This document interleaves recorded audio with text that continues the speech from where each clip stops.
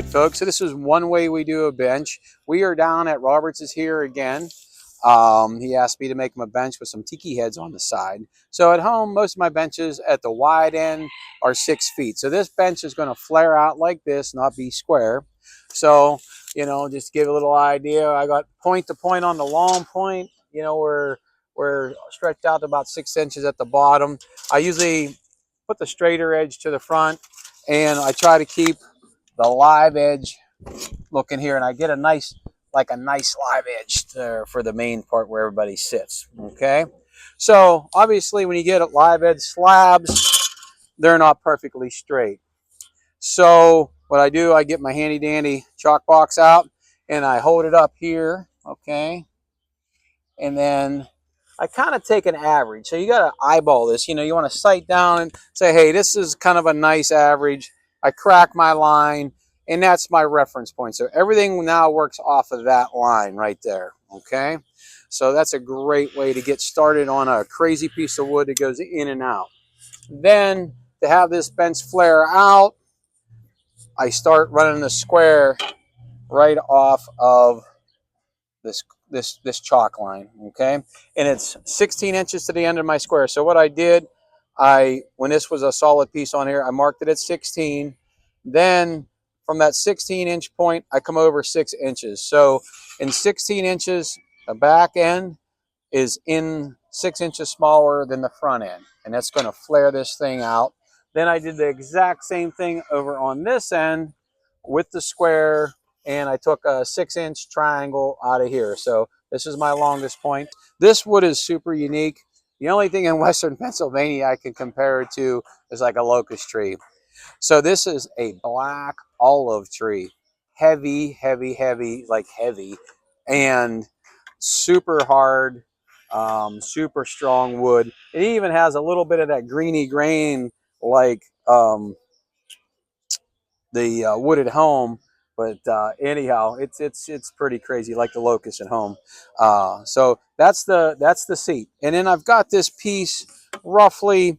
It averages between like 16 and 18 inches. So that's kind of a good average that we use all the time, 16 to 18 for the seat. Now the back's going to be a little bit thicker. It's going to be this piece right here, and it's a little more on average around 22 and at home. Sometimes we'll do 24. Okay, we got that going. And then we're going to go over to the side, which I had made 48 inches on the side. All right, these were great fun to make. My buddy Sean Calendar drew these on there for me since he's made lots of tikis, and we're from Western Pennsylvania, and I've only made a few of them in my lifetime.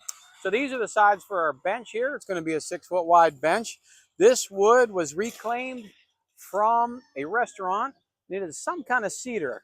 I'm thinking it's a white cedar. Nice big. It's about, I don't know, about good 26 at the bottom, kind of tapered up to probably 22 at the top. Super nice to work with, super easy. And it finished up nice and got a nice stain to it. So here's kind of how I did the bench. So let me spin this guy around a little bit. This part sloped down 1 inch, okay? And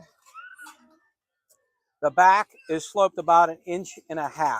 So the back bench part leans back 1.5 inches, and you could probably go anywhere from 1.5 inches to 2. This you could probably go anywhere from 1 inch to 2 inches on the seat, and it having that slope and having this slope makes it so you're not standing there like, this is uncomfortable, but anything in that range will kind of work. Big thing you got to watch out for on these, when you put this back piece in, it steals off this bottom.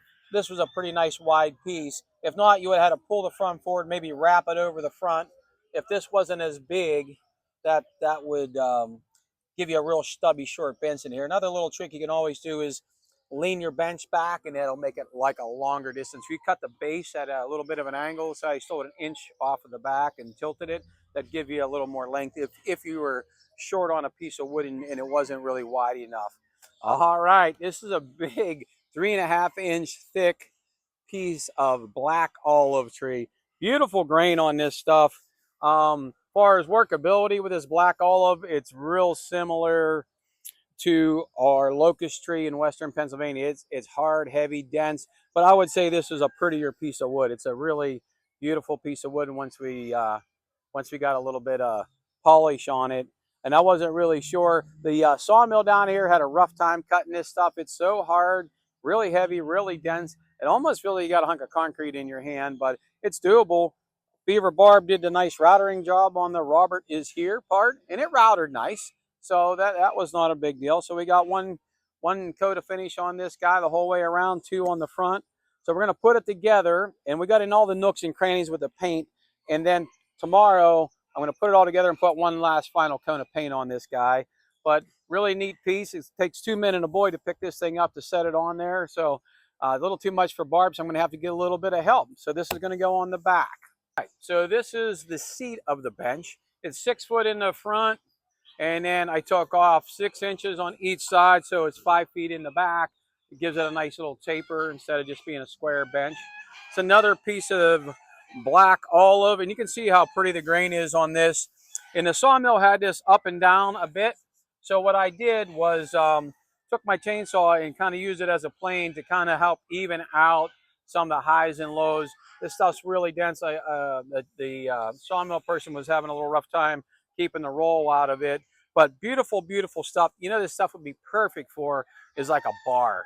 It is really durable, so no one's going to hurt it, scratch it up too easy. But really, really beautiful wood down here. Kind of neat to work with, and the live edge really looks neat. And no one's going to rough it up because when I was drilling through this, the pre-drill for screws, I snapped 2 drill bits, and they weren't little puny drill bits, and they were smoking when I was drilling it. So pretty neat stuff.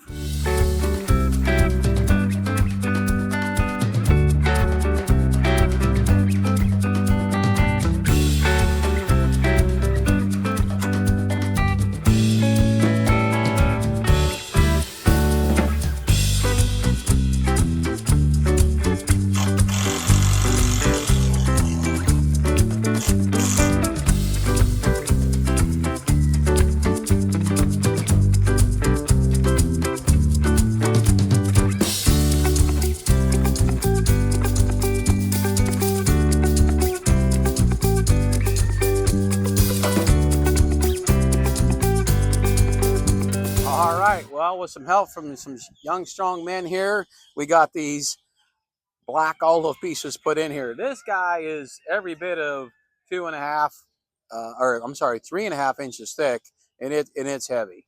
So I'm glad these young kids come along. Got a pretty nice little scribe here. Like I said, the sawmill guy was having trouble. It's actually a little fatter on my right than it is on my left, probably about it's a good 1/2 inch difference or whatever. But kind of blended it together with the saw, and then we ground the crap out of it. I love this grain and color, and it looks really good up against this cedar. That cedar, as soon as we put the stain on that cedar, it got a nice rich red look to it. Nice thing with this wood too, people are going to use this as a commercial piece of property. People sit on these benches all the time. So they'll be able to take a beating, you know, kids jumping around on them, whatever. They're going to be nice and tough as far as the seat part goes. So I had a lot of fun making this. It took me about 3 days with all the people here, and me and Barb kind of worked together. I helped her with some of her projects. She helped me with some of mine. And we met a lot of really interesting people. 2 from Pennsylvania today. What are the odds of that? 2 from Utah, and then multiple other states. Anywhere it's cold, they come through here. A lot of foreigners come here from multiple countries. Every weekend must be a thing down here. Everybody bicycles a lot with serious like road bikes. They all swing in here in the morning. But great place to hang out. Kids everywhere, people everywhere, and just super nice people here that just curious and super friendly to us and those kind of things. That's why it takes 3 days. They stand there in front of me and ask questions. So I got to be nice and answer. And I did learn something from Robert this year. Hey, a smile's free. So it's always good to put a smile on your face, and people like to see that in business these days. So I had a great time making this.